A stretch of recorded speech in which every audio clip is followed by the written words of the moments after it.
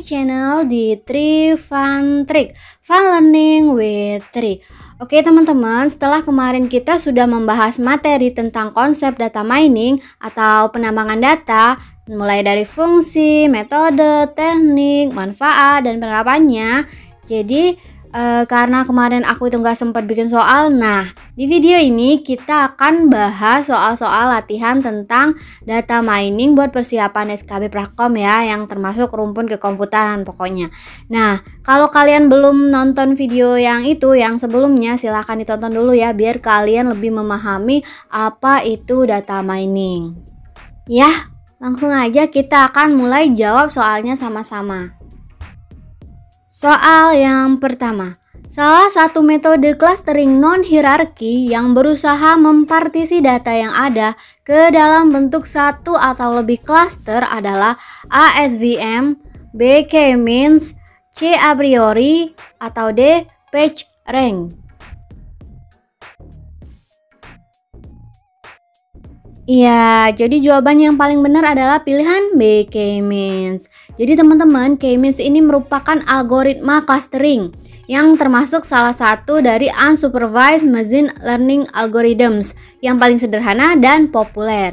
K-means clustering ini adalah suatu metode penganalisan data atau metode data mining yang melakukan proses pemodelan tanpa supervisi atau unsupervised dan merupakan salah satu metode yang melakukan pengelompokan data dengan sistem partisi.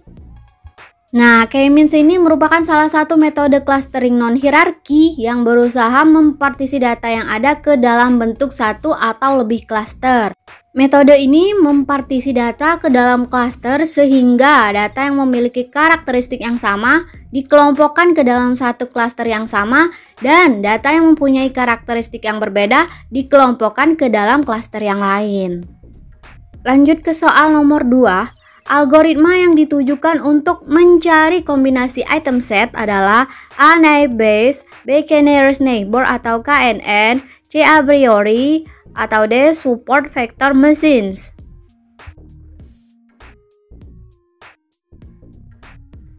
Oke, jadi jawaban yang tepat adalah yang pilihan C ya, a priori. Jadi teman-teman, algoritma a priori ini adalah suatu algoritma dasar yang diusulkan oleh Agrawal dan Srikan pada tahun 1994 dalam penentuan frequent item set untuk aturan asosiasi boolean. Algoritma a priori termasuk jenis aturan asosiasi pada data mining, teman-teman. Algoritma a priori ini adalah sebuah algoritma pencarian pola yang sangat populer dalam teknik penambangan data. Algoritma a priori merupakan suatu metode untuk mencari pola hubungan antar satu atau lebih item dalam suatu dataset. Algoritma ini ditujukan untuk mencari kombinasi item set yang mempunyai suatu nilai keseringan tertentu sesuai kriteria atau filter yang diinginkan. Hasil dari algoritma ini dapat digunakan untuk membantu dalam pengambilan keputusan pihak manajemen. Soal nomor 3. Penting atau tidaknya suatu aturan asosiasi dapat diketahui dengan dua parameter, yaitu A support dan dataset, B support dan value, C support dan confidence, atau D confidence dan dataset.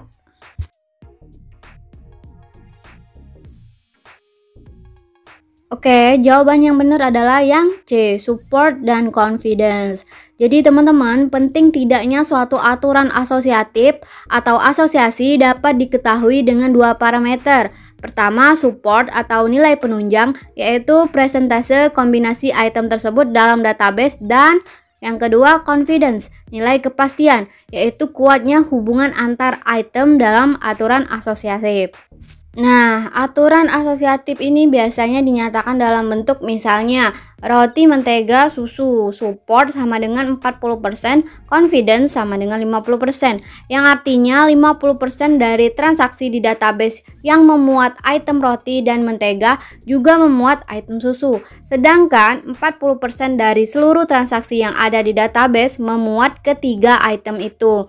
Dapat juga diartikan seorang konsumen yang membeli roti dan mentega punya kemungkinan 50% untuk juga membeli susu. Aturan ini cukup signifikan karena mewakili 40% dari catatan transaksi selama ini. Analis asosiasi didefinisikan suatu proses untuk menemukan semua aturan asosiatif yang memenuhi syarat minimum untuk support atau minimum support dan syarat minimum untuk confidence atau minimum confidence. Soal nomor 4. Supervised learning biasanya bertujuan untuk A. Deskriptif, B. Prediksi, C. Clustering, atau D. Analisis.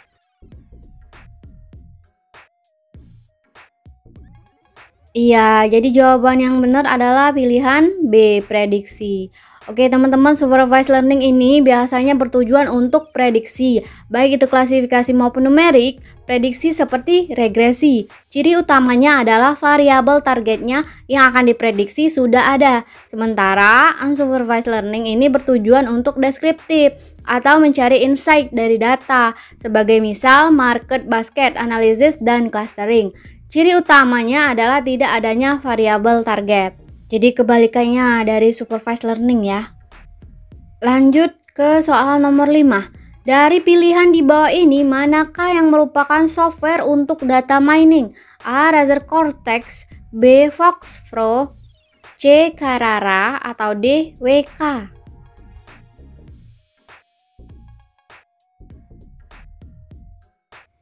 Ya, jadi jawabannya adalah yang DWK. Oke teman-teman, WK ini adalah Waikato Environment for Knowledge Analysis. Adalah sebuah software yang menggunakan algoritma machine learning untuk melakukan proses data mining. Ada sejumlah fitur unggulan di WK yang dapat dioptimalkan guna memudahkan penggalian informasi pada basis data yang tersedia.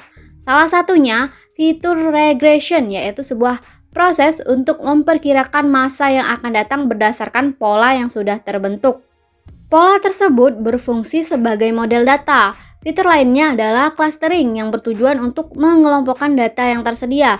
Nah, dari proses clustering akan didapatkan pola tertentu berdasarkan hubungan antara data-data tersebut.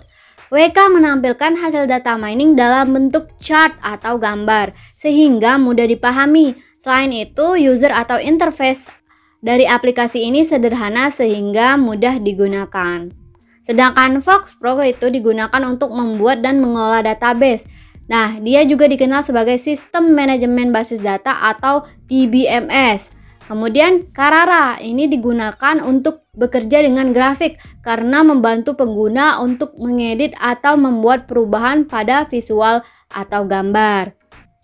Kalau Razer Cortex ini merupakan aplikasi all-in-one untuk seluruh kebutuhan game. Jadi secara sederhana, aplikasi ini memfokuskan kinerja CPU untuk game yang dimainkan. Soal yang ke-6, apa kepanjangan dari chart? A. Calculation and Regression Trees, B. Coordination and Regression Trees, C. Classification and Regression Trees, atau D. Classification and Recognition Trees. Jawaban yang paling tepat adalah yang pilihan C, Classification and Regression Trees. Jadi teman-teman, chart atau classification and regression trees ini adalah metode pohon regresi dan pohon klasifikasi. Jadi, jika variabel dependent yang dimiliki bertipe kategorik, maka chart ini menghasilkan pohon klasifikasi atau classification trees. Sedangkan jika variabel dependent yang dimiliki bertipe continue atau numerik, maka chart ini menghasilkan pohon regresi atau regression trees. Tapi jika dijabarkan secara garis besar, classification ini adalah metode yang paling umum pada data mining. Beralih ke soal nomor 7. Di bawah ini yang termasuk model naive-based classifier menggunakan package scikit-learn atau sklearn dari Python kecuali A. Constantine naive-based, B. Multinomial naive-based, C. Bernoulli naive-based, atau D. Gaussian naive-based. Jawabannya adalah yang kecuali A ya, Konstantin Naive Bayes. Jadi teman-teman, algoritma Naive Bayes ini adalah algoritma yang mempelajari probabilitas suatu objek dengan ciri-ciri tertentu yang termasuk dalam kelompok atau kelas tertentu. Algoritma Naive Bayes memprediksi peluang di masa depan berdasarkan pengalaman di masa sebelumnya, sehingga dikenal sebagai teorema Bayes. Ciri utama dari Naive Bayes classifier ini adalah asumsi yang sangat kuat akan independensi dari masing-masing kondisi atau kejadian. Adapun berikut pemodelan Naive Bayes classifier menggunakan package scikit-learn atau sklearn dari Python, antara lain yang pertama itu ada Gaussian Naive Bayes. Ini adalah pengklasifikasi Naive Bayes yang paling sederhana dan memiliki asumsi bahwa data dari masing-masing label diambil dari distribusi Gaussian sederhana. Kemudian yang kedua ada Multinomial Naive Bayes. Nah, ini di mana fitur-fiturnya adalah diasumsikan diambil dari distribusi multinomial sederhana. Naive Bayes semacam itu adalah paling sesuai untuk fitur yang mewakili jumlah diskrit. Kemudian yang ketiga, model penting lainnya adalah Bernoulli Naive Bayes, di mana fitur diasumsikan biner 0 dan 1. Klasifikasi teks dengan model back of words dapat menjadi aplikasi dari Bernoulli Naive Bayes. Soal yang ke-8, konsep multidimensi yang memungkinkan para pemakai dalam menganalisa data sampai detail-detailnya adalah A. OLAP, B. OLIP, C. ALOP, atau D. ULO.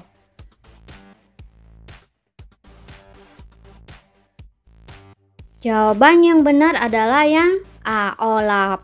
Jadi teman-teman, OLAP ini merupakan konsep multidimensi yang memungkinkan para pemakai dalam menganalisa data sampai detail-detailnya.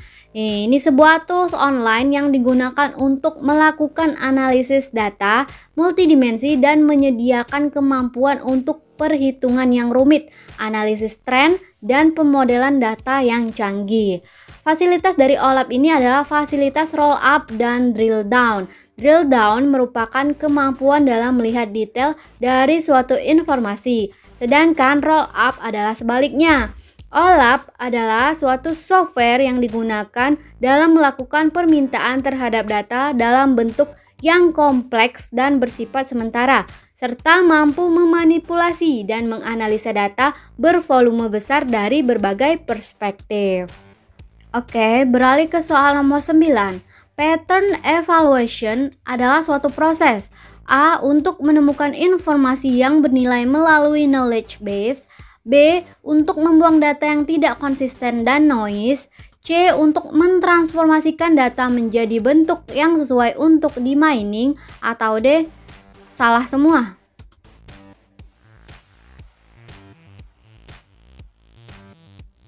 Oke, jawabannya adalah yang A ya, untuk menemukan informasi yang bernilai melalui knowledge base.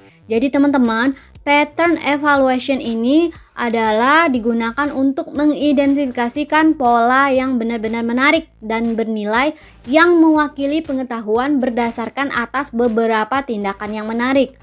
Evaluasi pola ini merupakan proses mengidentifikasi apakah pola atau informasi yang ditemukan sesuai fakta atau hipotesa yang ada sebelumnya. Luaran yang diperoleh berupa data-data outlier menggunakan algoritma local correlation integral dan akan diuji kebenarannya oleh pemilik data apakah hipotesa outlier yang mereka miliki sama dengan hasil yang diperoleh sistem. Soal nomor 10.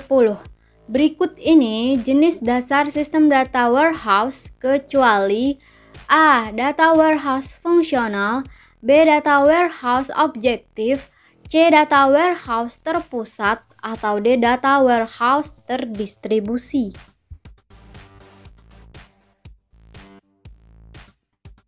Oke, jawaban yang bukan di sini adalah yang B ya, data warehouse objektif. Jadi teman-teman, 3 jenis dasar sistem data warehouse ini ada. Yang pertama yaitu data warehouse fungsional. Data warehouse ini dibuat lebih dari satu dan dikelompokkan berdasarkan fungsi yang ada di dalam perusahaan, seperti fungsi keuangan, marketing, dan personalia. Kemudian yang kedua, data warehouse terpusat. Sumber data dikumpulkan dalam satu tempat terpusat. Kemudian data tersebar ke dalam fungsinya masing-masing sesuai kebutuhan perusahaan. Kemudian yang ketiga ada data warehouse terdistribusi. Dalam warehouse ini digunakan gateway yang berfungsi sebagai jembatan penghubung antara data warehouse dengan workstation yang menggunakan sistem beraneka ragam. Ya, jadi perusahaan itu dapat mengakses sumber daya yang berada di luar lokasi perusahaan. Oke teman-teman, jadi gimana jawab soalnya tadi? Pada bisa semua kan? Iya, aku rasa cukup dulu ya untuk video kali ini 10 soal tentang data mining. Semoga bisa membantu kalian untuk persiapan menghadapi SKB Prakom nantinya. Kalau masih kurang soal-soalnya, kalian bisa lihat video-video aku yang lain dulu. Lihat banyak tuh soal-soal yang udah kita bahas. Kalian bisa ulang-ulang lagi supaya persiapan kalian lebih matang lagi. Dan mohon maaf juga nih teman-teman kalau ada pertanyaan yang gak bisa aku jawab satu persatu, yang kelewat mungkin ya. Jadi aku minta maaf gak bisa jawab semuanya. Tapi aku akan terus update, bikin konten-konten yang lain yang mungkin kalian butuhkan. Jadi kalau kalian gak mau ketinggalan updatean aku yang lain, silahkan di subscribe ya teman-teman. Oke teman-teman, aku rasa sekian dulu materi pembelajaran kali ini. Semoga bisa dipahami dan bermanfaat buat kalian. Kalau kalian suka dengan video semacam ini, jangan lupa di like. Kalau mau aku bahas sesuatu yang lain juga boleh di komen. Dan jangan lupa di subscribe kalau kalian gak mau ketinggalan video pembelajaran lainnya. Oke teman-teman, akhir kata, thanks for watching dan sampai jumpa di video aku selanjutnya.